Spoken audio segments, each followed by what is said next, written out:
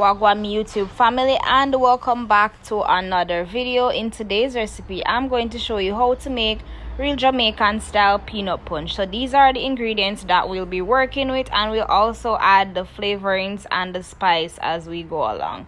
So you want your supligen, your ripe banana, soaked oats, your milk, and your flavorings and spices. So to a blender, I'm going to add my overnight soaked oats. I'm also going to add some milk. You can use the milk of your choice. I'm using the Fosca oats. I'm also going to add 1 can of supligen. If you have Ensure or Nutrimix, you can go ahead and add whatever substitute that you have for the supligen. I'm also going to add some washed peanuts, that's raw nuts.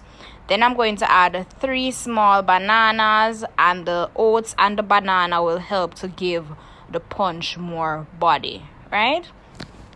And the banana will also add as a sweetening aid to help to sweeten the punch, right? Next, I'm going to move on to the flavorings. So to the same blender, we're just going to add some grated nutmeg, right? I'm also going to go ahead and add some salt. I'm going to add some vanilla, and I'm also going to add some molasses. So you want to add everything all at once to the blender, and once you have everything, you're just going to blend everything.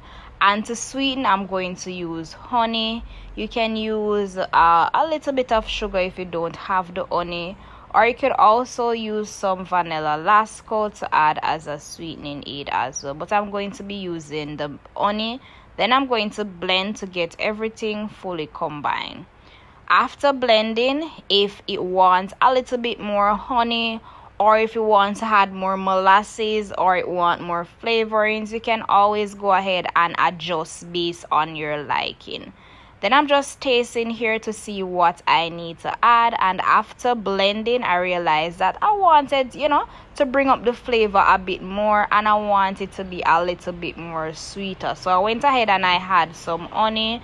I also went ahead and add some vanilla, some nutmeg, a touch of cinnamon powder, and I also added more molasses. Then I blend to get everything fully combined. I pop it into the refrigerator and allow it to chill for about an hour, and then I serve. I hope this video was very informative, and I hope it helped you to prepare authentic Jamaican style peanut punch. And if you've loved this video, don't forget to give the video a thumbs up.